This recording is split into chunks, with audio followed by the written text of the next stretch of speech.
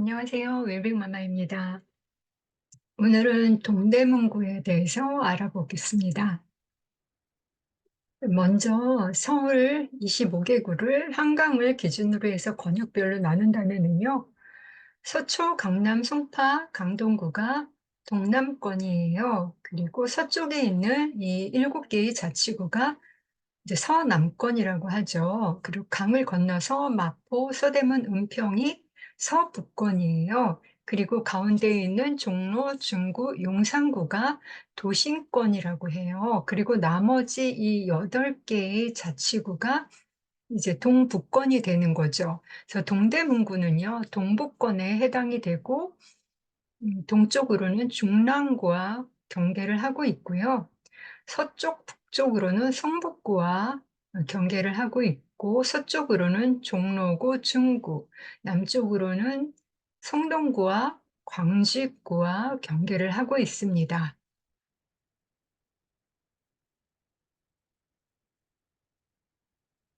그리고 이 동대문구에는 이제 대학교들이 여럿이 있어요. 한국외대와 경희대, 카이스트, 서울시립대가 위치해 있고요. 또 재래시장들이 여러 개가 있죠. 청량리시장, 경동시장, 서울 양령시장, 풍물시장, 이런 시장들이 그런 상업지의 역할을 하면서 또 관광지의 기능도 겸하고 있습니다. 부동산 지인의 빅데이터 지도인데요. 이 시세 증감률을 나타낸 거예요. 어, 이때는 시간이 좀 지났으니까 최근 자료를 볼게요. 네, 최근 빅데이터 증감률이거든요. 그래서 지금 노란색으로 화살표가 위로 향하고 있죠. 상승 0.4%에 해당한다고 나오고 있어요. 그래서 이 색깔별로 이 상위 20%, 빨간색은 상위 20%를 나타내고요. 이렇게 20%씩 이제 내려가면서 가장 하위에 있는 게 이제 파란색의 1분의 최저 20%예요. 동대문구는 이제 중간 정도, 지금 시세 증감률의 중간 정도인 노란색이다라고 할 수가 있습니다. 위성 지도인데요. 아까 말씀드린 것처럼요. 한국외대, 경희대, 카이스트, 시립대가 있고요. 중랑구와 경계를 하면서 흐르는 중랑천이 있어요. 그리고 이렇게 남쪽으로는 청계천이 중랑천하고 만나서 이렇게 한강으로 흐르고 있습니다. 그리고 가운데에는 이제 배봉산이 있고요. 여기 성북구와 경계를 하는 즈음에 천장산도 위치해 있습니다. 지적 편집도인데요. 노란색은 주거지역을 말하는 거예요. 그리고 초록색은 강이나 하천과 산지, 공원을 이렇게 녹색으로 나타나고 있고요. 그 붉은색은 이제 상업지역이에요. 그래서 이게 가장 큰 상업지역인 청량리역 상권이고요. 여긴 전농동 상권, 예, 여기 장안동 상권, 장안평역 상권이 이 장안평역 부근에 이제 형성이 되었는데, 여기는 그 자동차 관련, 네, 상업이나 이제 중고차 산업이 많이 형성이 되어 있고요. 또 여기 답심리역 상권이 형성되어 있습니다. 이 법정동은요, 법으로 정해진 동을 말하거든요. 그래서 예로부터 내려온 지명인데요. 변하지를 않아요. 그렇지만 행정동은 행정사무를 원활하게 하기 위해서 정한 동이거든요. 그래서 이 행정동은 인구가 많아지면 분동을 하고, 인구가 적어지면 합동을 하기도 해요. 그래서 변경이 가능한 동이고요. 동대문구에는 10개의 법정동과 또 14개의 행정동으로 이루어져 있습니다. 그리고 동대문구의 지역생활권은요, 이렇게 북쪽으로, 네, 임은휘경 회기 생활권이 형성되어 있고요. 서쪽으로 청량리, 그 다음에 가운데 전농 답심리, 동쪽으로 이렇게 장안 생활권이 형성이 되어 있습니다. 인구와 세대 수는요. 올 4월 현재에 따르면 34만 1,981 명이 네, 동대문구에 거주하고 있는 거로 나오고 있습니다. 그리고 동대문구의 인구와 세대 수가 가장 많은 지역은 장안동으로 나오고 있습니다. 네, 동대문구의 인구수 변화는요. 계속 감소를 하고 있다가 23년, 24년에 지금 증가하고 있는 추세입니다. 대체로 인구수는 감소를 하고 있어요, 다른 지역도요. 근데 동대문구에는 이제 재개발, 재건축을 통해서 신축이 만들어지다 보니까 인구들이 늘어나고 있는 것 같습니다. 그리고 역시 세대수는 증가하고 있습니다. 이거는 요즘 다른 지역에서도 다 대세인 거예요. 그래서 세대수는 증가를 하고 있는데 역시 동대문구도 이제 증가를 하고 있네요. 동대문구는 아까 말씀드린 것처럼 재건축, 재개발을 통한 그런 신축이 만들어지고 또 전체적으로 1인 가구가 증가하다 보니까 세대 수는 계속 증가를 하고 있는 추세입니다. 그리고 연령별 인구 비율을 한번 살펴볼게요. 여기 색깔별로 이제 그 나이가 나오거든요. 여기 파란색은요, 30대고, 이 보라색은 40대예요. 그래서 이게 생산 인구라고 할 수가 있거든요. 경제 활동 인구요. 그래서 여기 이 맨 왼쪽에 있는 여기가 동대문구 이제 평균 그래프예요. 그래서 40대에다가 한번 이렇게 평균선을 나눠 봤더니 지금 평균보다 연령층이 좀 상대적으로 젊어 보이는 동이 있죠. 신설동과 회기동, 희경동으로 나오는데요.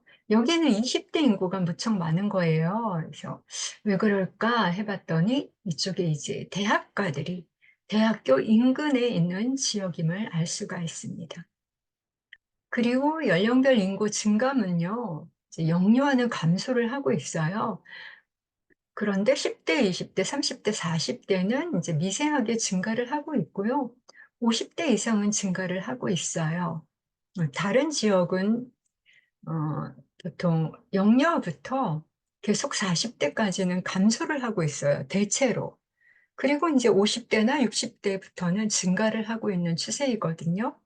근데 여기 동대문구는 이제 그 신축이 들어서다 보니까 예, 조금씩 이 젊은 인구들이 증가를 하고 있는 것 같습니다. 수요와 공급을 볼게요. 가로 이 빨간 줄은요, 동대문구에 필요한 주택의 양인 수요량이라고 해요. 그리고 이렇게 세로 이 청록색 막대는요, 바로 공급, 입주량을 말하는 건데요. 24년에는 수요량에 비해서 턱없이 부족하죠, 입주량이요. 그런데 25년에는 굉장히 많아요, 수요량보다. 지금 몇 배가 더 많게 보이죠? 근데 26년에는 또 부족해요. 그래서 이 부족한 것들이 이 많았을 때 이 양이 이 부족할 때 다 소진이 될 거라고 생각이 듭니다. 그러니까 25년도에 많은 것들은 25, 26, 26, 27, 28을 통해서 다 소진이 될 것으로 보입니다. 그러면 지금 25년에 가장 많은 공급이 있잖아요. 그러면 어느 지역에 이 공급이 들어오는지 한번 볼게요. 25년이 보라색이에요. 보라색 지금 휘경동과 임은동에 많이 들어오고 있죠. 임은동에 제일 많이 들어오고 있고요. 그래서 25년에는 무려 9,906세대가 들어와요. 거의 만 세대에 가깝네요. 그래서 임은동 레미안 라그란데하고 임은 아이파크 자이, 휘경동의 휘경 자이 디센시아, 답심리 이편한 세상, 답심리 아르테포레, 그다음에 용두동의 힐스테이트 청량리 메트로블이라는 세대가 이제 그 아파트가 입주를 하는 해입니다. 여기 부동산 지인에 이렇게 예, 아파트 어, 명단이 나와 있습니다. 그리고 미분양은요, 지금 이 보라색은 미분양이에요. 미분양. 그리고 회색 막대 그래프는 준공후 미분양을 뜻하는 건데요. 24년 3월 현재로 봤을 때 미분양이 170호가 나오네요. 그리고 준공후 미분양은 0호예요. 그리고 이 미분양 평균은 요 가로선인데 29호이고요. 그래서 170호는 뭐 그다지 걱정할 부분은 아닌 것 같고요. 이제 리치고에서도 좀 봤어요. 그랬더니 리치고에는 평균이 약간 오차가 있죠? 부동산 지인은 29호, 리치고는 27호로 나오고요. 요 미분양은 170호, 요거는 같은 수치로 나오고 있습니다. 그리고 분위 지도를 한번 살펴볼게요. 이건 호갱노노의 분위 지도인데요. 이 분위 지도가 뭐냐? 이 아파트 이 급지를 나누는 거예요. 급지. 뭐 1등급, 2등급, 3등급 이런 급지를 나누는 거고요. 그거를 색깔로 구분으로 하는 거예요. 그래서 가장 높은 급지는 파란색이고, 이 빨간색은 그 다음 급지고, 그 다음에 노랑, 그 다음에 회색 순으로 나오고 있거든요. 근데 가장 대장인 이 파란색이 어디에 있냐 봤더니 답심리에 있고요. 그 다음에 여기가 전농동이에요. 전농동 신축들. 네.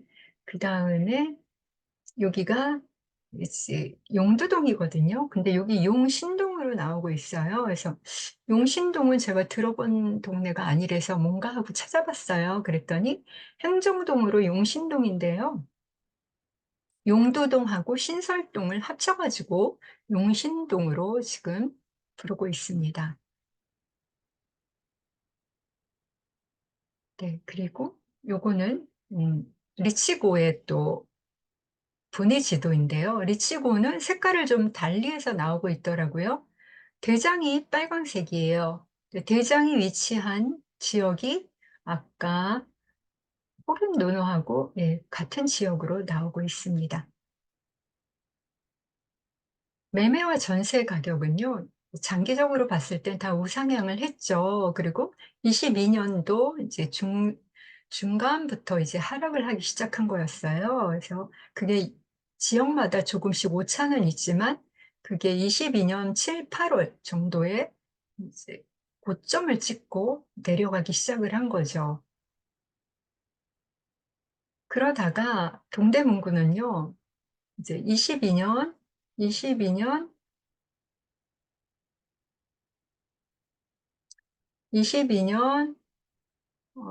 12월 전세가, 여기가 12월이요. 전세가 바닥을 찍었어요. 그리고 상승을 하기 시작하죠.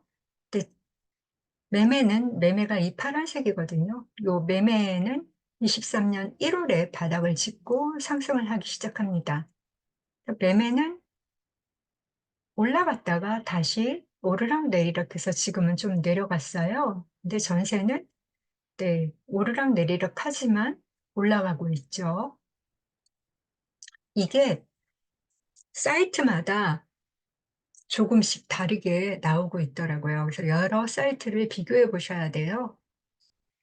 그래서 저는 이 KBC 계열 시황 자료를 가져왔습니다. 이때는 선풍기 작성할 때였고요. 이제 최근 자료를 보면은 이건데요. 동대문구죠. 동대문구.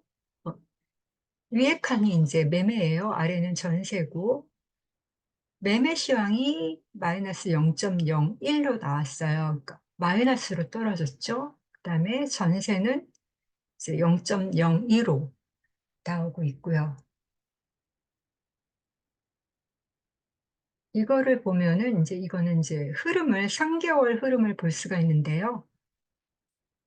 이쪽 파란색이 매매고 이 빨간색이 전세예요. 그래서 동대문구를 보면은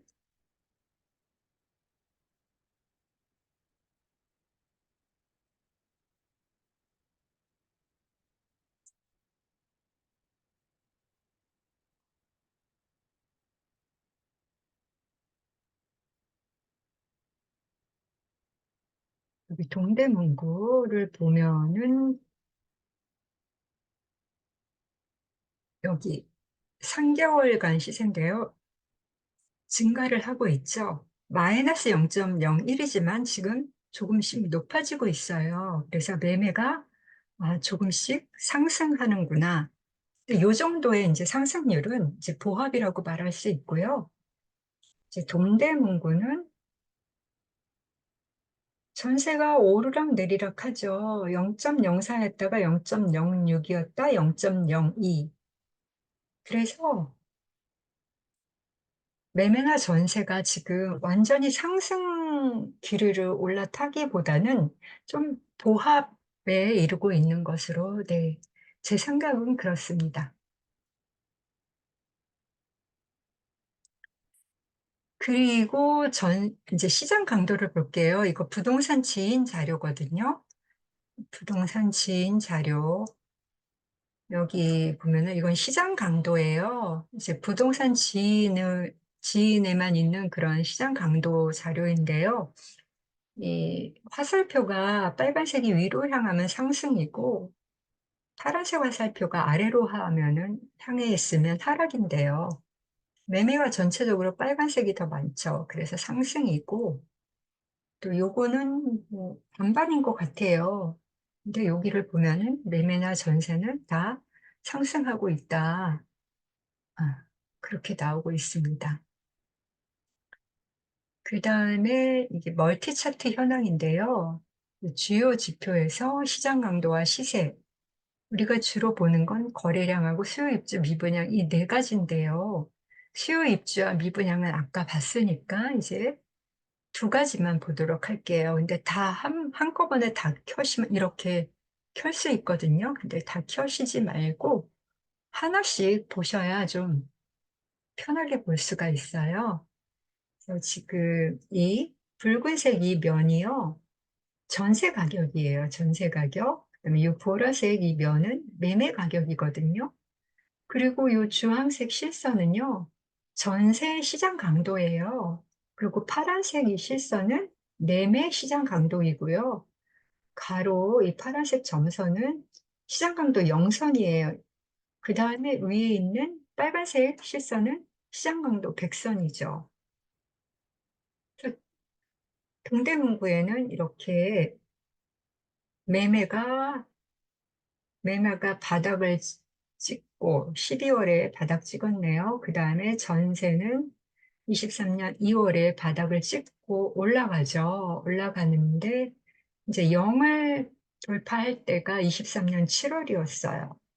그러다가 이제 올라갔지요. 올라갔는데 23년 10월까지 올라는 갔어요. 그런데 11월부터 내려가기 시작한 거였어요. 그래서 지금은 좀 약간 멈춰 있는 그런 상태로 보이죠. 근데 매매는 살짝 올라가 있고 전세는 그냥 수평으로 나오고 있는데요. 그래서 지금 전세 시장 강도는 99이고 매매 시장 강도는 7이에요. 그래서 더 두고 봐야 알겠죠? 이거는 올라갈지 내려갈지는요. 또 이 매매 가격하고 이 시장 강도 이 선이 먼저 올라갈 때도 있지만 같은 흐름을 보여요. 여기 지금 하락을 하고 있잖아요, 지금. 근데 여기도 가격이 하락을 하고 있어요. 그래서 올라갔을 때 여기도 올라가고 있고요. 다음은 거래량을 보겠습니다. 거래량. 네. 먼저 매매부터 먼저 볼게요. 이 파란색 이 면이 매매 월 평균 거래량이에요. 이 월 평균 거래량은 어떻게 산출이 되냐면은 10년간의 그 해당 월의 자료를 가지고 평균을 만드는 거예요. 그래서 이 평균선이 나오는데 요 아래에 있는 이 실선 있잖아요. 이게 실제로 월 거래량이거든요. 근데 월 거래량은 평균에 미치지 못하고 있죠, 지금은요. 이때는 이제 평균을 넘어섰어요. 이때는. 네. 2016, 17 이럴 때. 그리고 이때도 넘어선 적이 있었죠. 2020년. 네, 넘어섰네요. 그리고 이제 지금 6월이 아직 다 가지 않았기 때문에 거래량은 전월 기준으로 볼 거예요. 그래서 5월로 보면은 네, 월 평균 거래량은 239건인데 5월의 거래량은 155건이에요. 그래서 비율로 따지면 64.9%에 해당한다고 나오고 있고요. 예전에 이 부동산 지인에서는 그 전월세 평균 거래량이 같이 나왔었어요. 그런데 지금은 분리해서 나오고 있어요. 전세, 월세 이렇게 분리해서 나오고 있죠. 색깔을 달리해서. 이게 손품항에서 그렇게 됐거든요. 근데 이제 부동산 지인도 그렇게 가고 있습니다. 매매는 끄고 전세부터 볼게요. 전세만. 근데 이 면이, 보라색 면이 이제 여기도 전세 월 평균이에요. 평균 거래량이고, 위에 있는 이 보라색 실선이 거래량이에요. 그래서 이것도 전월 기준으로 봤을 때 월 평균이 344건인데 거래량은 239건인 거예요. 그래서 69.5%에 다다랐고요. 그 다음에 100%를 넘지 못했죠. 네, 월세를 볼게요. 월세 이 붉은색 면이 여기도 평균이고요. 위에 있는 이 빨간색 실선이 이제 실제 거래량이에요. 5월 기준으로 봤을 때 평균이 176인데 월세 거래량은 182건으로 100%를 넘은 거예요. 103.4%에 이르렀어요. 그래서 이 월세가 매매나 전세보다 훨씬 활발하게 거래된다는 것을 알 수가 있습니다. 그리고 이제 밑에 내려가서 여기 시장 강도도 볼게요. 시장 강도가 지금 아래가 매매 시장 강도이고요. 이제 세로가 전세 시장 강도 수치예요. 그래서 매매 시장 강도와 전세 시장 강도가 가장 높은 동네가 용두동이에요.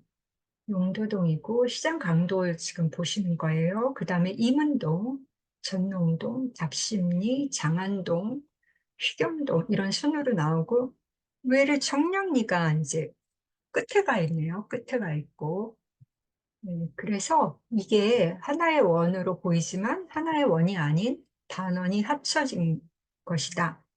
그래서 왼쪽에 있는 것이 매매이죠. 매매 색깔로는 노란색인데 보합인 거예요. 매매가 보합으로 나오고 있고요. 우측으로는 전세 시장 강도이고 색깔로는 파란색인데 하락이에요. 그래서 용두동은 매매는 보합이고 전세는 하락이다.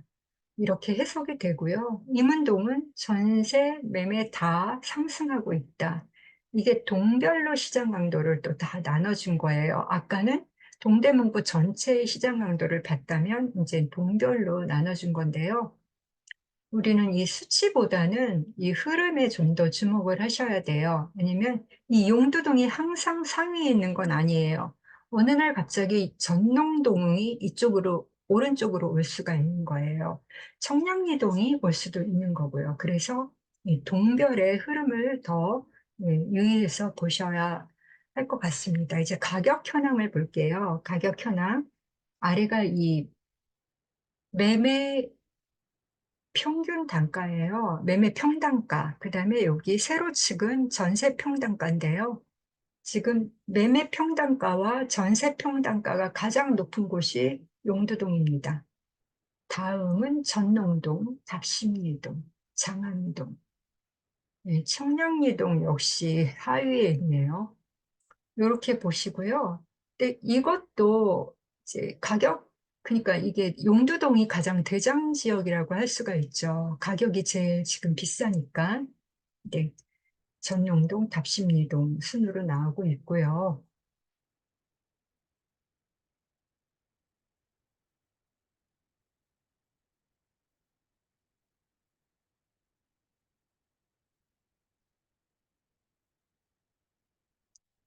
그리고 이 가격 현황에서요. 대장이 먼저 움직이면 나머지 지역도 따라 움직이는 것으로 따라 움직입니다.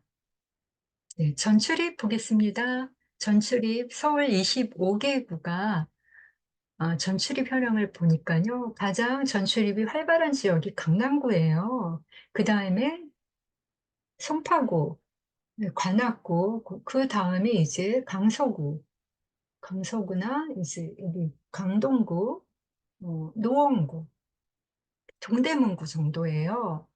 그래서 이 동대문구는 전출입 현황은 서울 25개 자치구 중에서 그래도 상위권에 속한다. 중상위 정도에 해당이 된다고 네, 해석이 되고요. 그 다음에 어느 지역에서 들어오고 어느 지역으로 나갔는지 살펴볼게요. 네. 요 보라색이 전출 지역이에요. 그러니까 이사 나간 지역이고요. 이 주황색이 전입 지역인데요. 이제 이사 들어온 지역이죠. 근데 동대문구에는 이 네 개의 자치구가 서로 인구를 주고받고 있습니다. 그리고 다 옆에 위치한 지역이에요. 이런 지역을 바로 대체 지역이라고 하거든요. 이 동대문구, 만약에 동대문구에 투자를 한다고 생각을 하시면 우리가 맨 처음 보는 것이 공급량, 그러니까 아파트 입주량을 먼저 보잖아요. 그런데 그걸 동대문구만 보시면 조금 실패하실 수 있다는 거예요. 그래서 그 옆에 있는 대체 지역까지 그 공급량을 다 보시고 이제 고려를 하시면 될 듯합니다. 동대문구에서 가장 많이 전출된 지역이 중랑구예요. 그 다음에 성북구, 그 다음에 성동구, 그 다음에 광진구로 나갔습니다. 들어온 지역은 성북구에서 가장 많이 들어왔고요. 성동구에서 들어왔고, 중랑구에서 들어왔고, 광진구에서 들어왔습니다. 그래서 네 개의 자치구와 서로 인구를 주고받고 하고 있는 것으로 해석이 되고요. 그 다음 학군을 보겠습니다. 동대문구 학교는 이 중학교인데요. 학업 성취도 순으로 볼게요. 근데 학업 성취도는 뭐냐면 국어, 영어, 수학의 평균을 낸 거거든요. 근데 경희 여중이 제일 상위에 있어요. 하지만 성취도는 그리 높지가 않아요. 90%를 넘지 못했거든요. 그리고 휴경 여중이 있고 전농중 이렇게 순서대로 나오는데요. 이거를 놓고 봤을 때는 이 동대문구가 그렇게 공부를 잘하는 지역은 아니다라고 해석이 되고요. 그다음에 진학률도 볼게요. 진학률은 특목고 진학률인데요. 과고, 외고, 국제고에 얼마나 진학을 시켰느냐. 경희 여중은 졸업자가 134명인데 3명 들어갔어요. 이 정도는 좀 약한 수준입니다. 그리고 전농주도 3명, 동대문 중도 3명. 네. 그래서 여기 동대문구에서 또 공부 잘하는 학교의 위치를 볼 수가 있어요. 아실이거든요. 아실. 여기 보면은 학교가 나오는데요. 이제 공부 잘하는 학교 아까 휴경, 휴경 여중이 나왔죠. 전농중. 여기 보면 아실도 오타가 나왔네요. 전동중으로 나왔어요. 전농중. 네, 그 다음에 이제 경희 여중이에요. 경희 중이 아닌 경희 여중이 공부를 잘하는데 경희 중이 앞에 나와 있네요. 경희 여중, 요 정도의 위치에 있다는 것을 좀 살펴보시면 좋을 것 같고요. 그 다음에 고등학교를 볼게요. 고등학교는 이제 학업 성취도 순으로 보면은 경희여고가 나왔어요.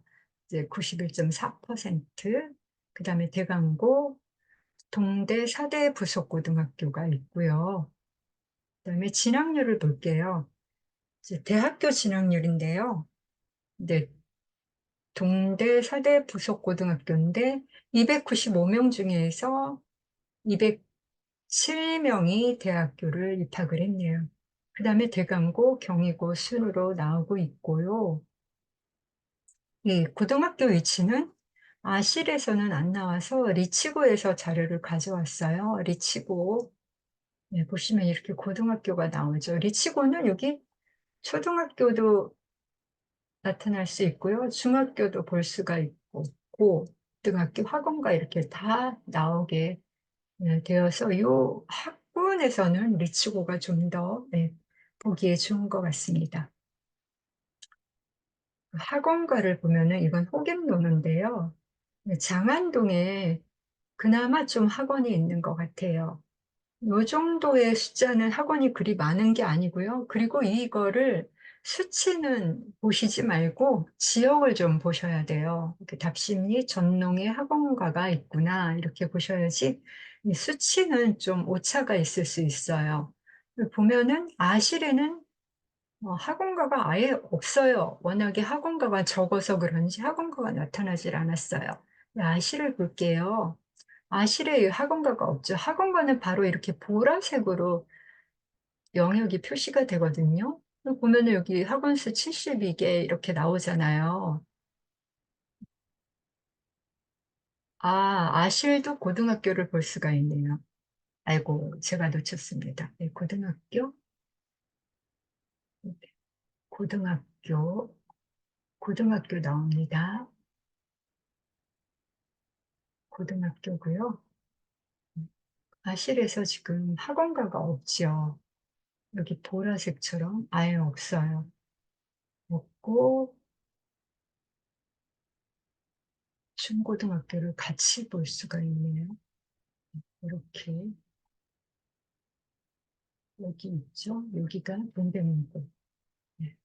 없고요. 근데 리치고에 따르면 지금 학원가가 형성이 되어 있죠. 여기 전농 이렇게 학원가 이렇게 개수가 표현이 되어 있잖아요. 그리고 여기가 이쪽이 이제 장안이고 이쪽이 답심리 쪽 전농. 답심리는 이쪽이죠. 여기가 전농. 이렇게 학원가가 어느 지역에 형성이 되었는지 볼 수가 있습니다. 그리고 이제 상권을 볼게요. 상권은 2,000개가 초과되면 보라색으로 나오고요.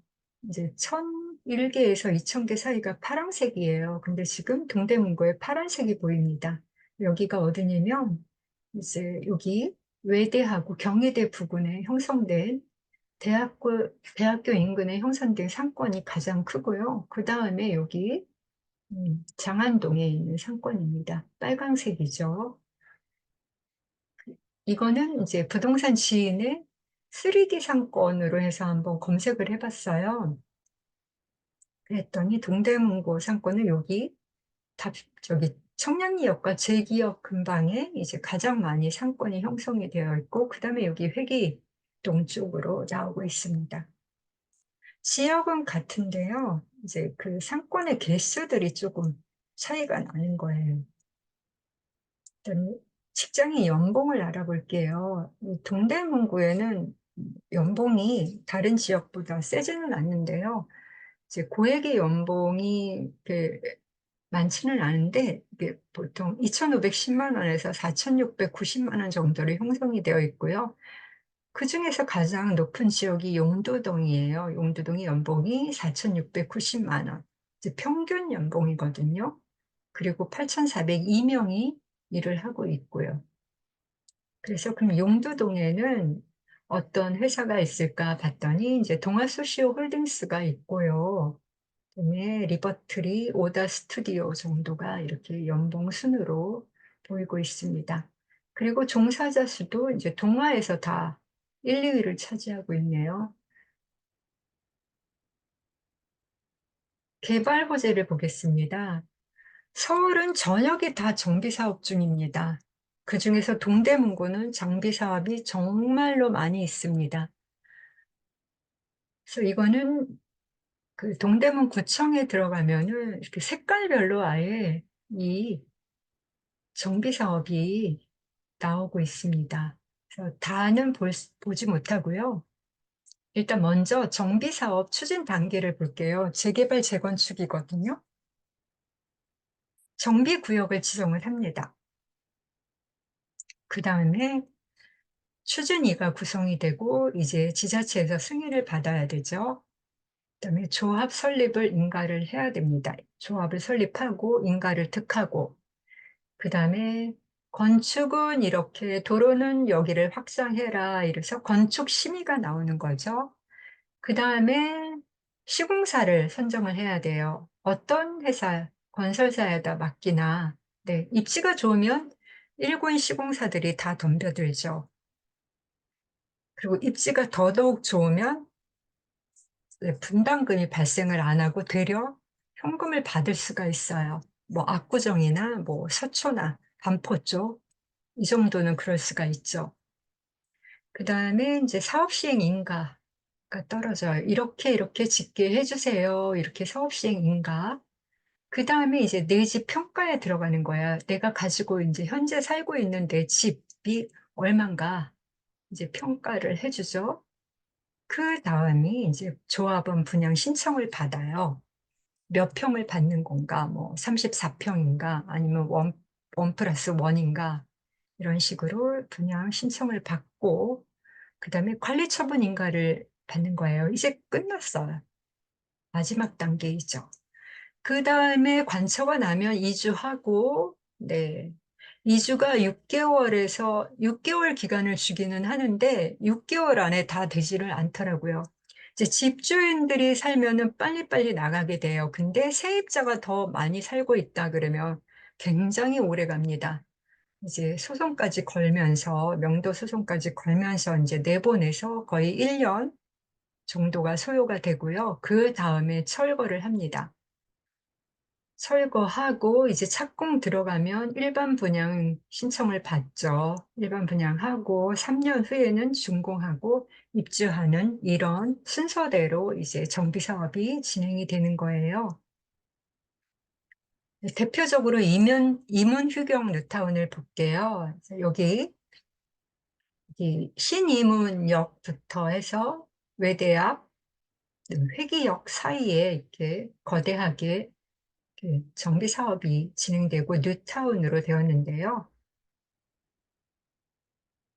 여기가 이제 임원 1구역.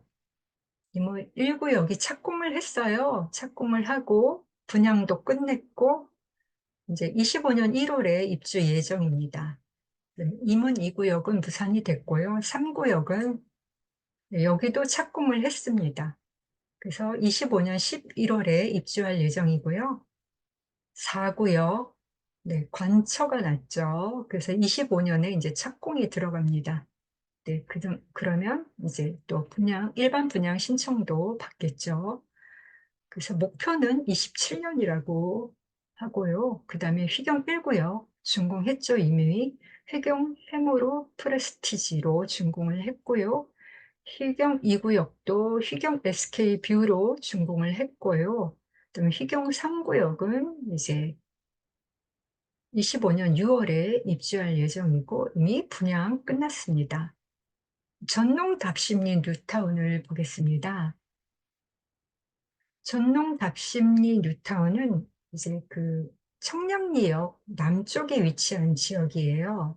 그래서 여기도 거의 다 완성이 되어 가고 있습니다. 여기는 이제 청량리역을 이용할 수 있어서 굉장히 입지가 좋죠. 그래서 전농 7구역 이미 준공이 되었고요. 레미안 크레시티 되게 유명한 단지잖아요. 이미 준공이 되었습니다. 그 다음에 전농 8구역은 이제 롯데캐슬인데 아직 분양 안 했고요. 2030년도에 입주할 예정이고요. 전농 11구역 예, 이미 준공이 됐고 지금 그 크래시티 옆에 있는 롯데캐슬 노블레스 네, 이미 입주한 상태죠. 그다음에 답심리 8구역 지금 조합 설립 인가 단계에 있고요. 답심리 12구역 이미 준공 끝났죠. 네. 14구역도 준공 끝났고요. 16구역도 끝났고 18구역도 끝났습니다. 그러니까 여기는 많이 완성이 됐죠. 여기 8구역하고 8구역이 이제 조합 설립 인가 단계라서 여기만 조금 시간이 걸릴 것 같고, 나머지는 다 시공사나 다 정해져 있죠. 여기가 롯데캐슬, 네, 이것도 이미 시공사 정해졌기 때문에 요거 8구역만 정해지면은 이제 완성 단계에 이르고 있습니다. 다음 청량리 뉴타운을 볼게요. 여기 청량리역 주변이죠. 요 주변. 그래서 청량리역을 이용할 수 있어서 여기도 입지가 아주 좋은 편이고요. 청량리 1구역 이미 완성됐습니다. 238세대인데 이제 이게 BYC 오피스텔로 되어 있고요. 이 구역은 네, 삼성화재 청량리 사옥으로 만들어졌습니다. 3구역은 네, 이게 바로 이제 청량리역 인근에 있는 주복 삼총사의 하나입니다. 그래서 해링턴 플레이스 네, 입주했습니다. 그 다음에 청량리 4구역이 그 주복 삼총사 중에서 대장인 네, 롯데캐슬 스카이 L65이고요. 그 다음이 6구역이 이제 건축 심의 단계에 있고요. 거의 다 왔죠? 건축 심의면. 네, 청량리 7구역 네, 착공했고 그 다음에 26년 4월에 입주할 예정이고요. 이미 분양도 끝났습니다. 8구역, 네, 시공사 정해졌고 사업 시행 인가 단계이고요. 제기 1구역도 시공사 정해졌고 사업 시행 인가 단계입니다. 4구역은 이제 관처 났고 올해 이제 분양 예정이네요. 6구역은 사업 시행 인가 나왔고 건설사 시공사도 정해졌네요. 그다음에 청량리 미주 아파트가 이제 미정이에요. 정비구역 지정은 네, 신청해 놓은 단계이고요. 아직 어떻게 흐를지는 모르는 거예요. 이거는. 그다음에 동부 청과시장이 바로 주복 삼총사의 하나인 한양 수자인 그라시엘입니다. 그 다음에 용도 1-5구역, 네, 추진이 승인 단계이고요. 용도 1-6구역도 이제 많이 진척이 됐네요. 시공사 선정 단계이고요. 선정이 되었죠. 네. 그리고 브랜드도 디센시오로 나왔고요. 전농 구역 조합 설립 인가 단계고 9구역은 이제 공공재개발로 가고요. 12구역은 조합 설립 인가 신청한 단계에 있습니다. 교통 호재를 볼게요. 청량리역이 굉장히 많은 노선들이 지금도 지나가고 있어요. 보통 6개의 노선이 지나가고 있고 앞으로 4개의 노선이 들어올 예정이다라고 말들을 해요. 어느 사이트나 보더라도 그게 일반적으로 지금 나오고 있고요. 그래서 이 BC가 들어서면은 복합 환승센터로 만들 계획입니다.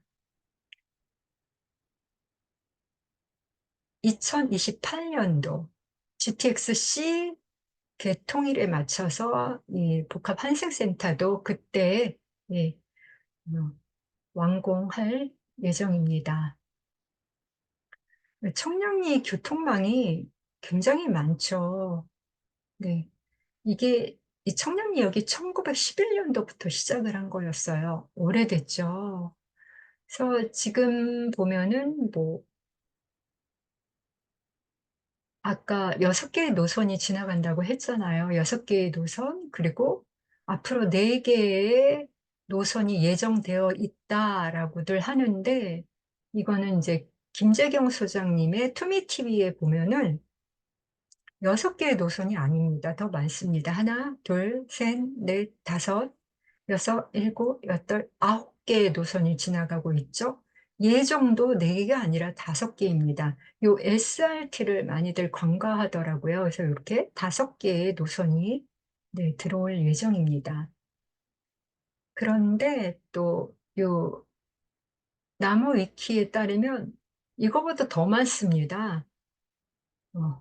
네, 그래서 굉장히 많은 열차와 지하철이 지나가는 그런 교통의 요충지라고 할 수가 있습니다. 네, 시세 분석해 보겠습니다. 대장 지역, 이건 호갱노노 자료이고요.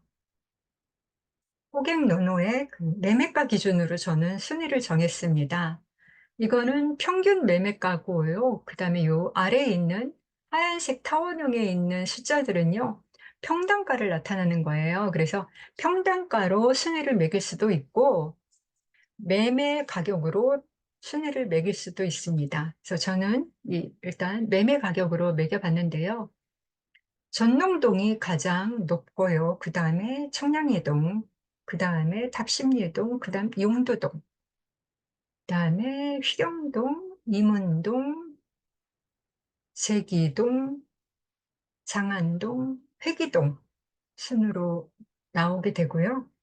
부동산 지인의 평단가로 또 매겨봤습니다. 그럴 때는 용두동이 가장 상위에 있고요. 그 다음에 전농, 답신리, 장안, 제기, 청량리, 임은, 휘경, 회기동 순으로 나오고 있습니다.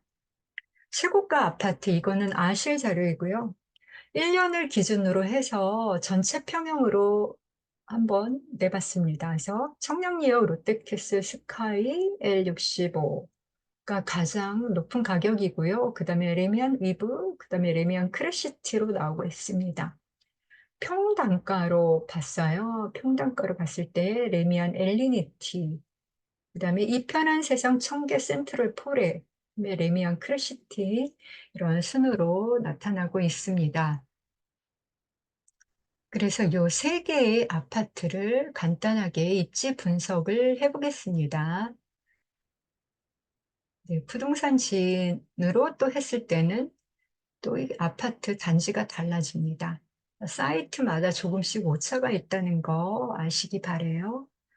네, 레미안 엘리니티 먼저 볼게요. 레미안 엘리니티는 이제 더블 역세권이라고 할 수 있어요. 여기 1호선 제기동역이 있고요. 여기 1호선 신설동역이면서 우이 신설선이 다닙니다. 그래서 더블 역세권으로 볼 수 있고요. 그 다음에 서쪽으로 성북천이 흐르고 있어요. 그래서 성북천 수변공원 또 이용할 수 있고요. 여기 이 종암초등학교 도보로 충분히 이용할 수 있는 거리에 위치해 있습니다. 네, 신축이죠. 3년 차 됐습니다. 2022년 8월에 입주한 신축 아파트입니다. 그다음에 이 편한 세상 청계천 센트럴 폴에는요. 2021년 11월에 입주한 4년 차 됐네요. 신축입니다. 네, 1000세대 안 되고 있고요. 네, 여기는 이 청량리역을 예, 바로 가까이에, 아니, 신설동역이네요. 네, 제가 잘못 말했습니다. 네, 신설동역 2호선과 1호선 신설동역을 이용할 수 있는 역세권 단지입니다. 그리고 아래 남쪽으로는 청계천 뷰가 나오고 청계천을 이용할 수 있고요. 서쪽으로는 성북천까지 이용할 수 있어서 두 개의 하천을 감상할 수 있고 또 공원을 이용할 수가 있습니다. 학교는 도보로 5분 정도 걸으면 용도초등학교에 배정받습니다. 그리고 레미안 크래시티, 청량리역, 역세권 단지입니다. 청량리역은 아까 말씀드린 것처럼 10개의 노선이 지나다니거나 예정되어 있는 그런 교통의 요충지를 이용할 수 있고요. 여기는 이제 아까 위에 있는 아파트보다는 조금 연식이 됐네요. 11년 차 된 아파트고요. 세개 중에서는 가장 큰 단지입니다. 2397세대이고요. 그리고 여기 동대문 중학교가 있어요. 단지 앞에. 그래서 중품화라고 할 수 있고요. 요 길을 건너면 여기 차가 다니는 길이에요. 길을 건너면 여기 전농초등학교에 배정됩니다. 이쪽이 다 전농초등학교에 배정이 돼요. 그래서 이 초등학교 하나를 이 많은 주민들이 이용할 수 있을까? 좀 그런 의문이 들기도 했습니다. 그리고 요 앞에 특이하게 공터가 있어요. 근데 지금 18년 동안 여기가 지금 공터로 남아 있고요. 지금은 꽃밭으로 조성되어 있어요. 작년에 갔다 왔을 때 이제 가을꽃이 한창 피었는데요.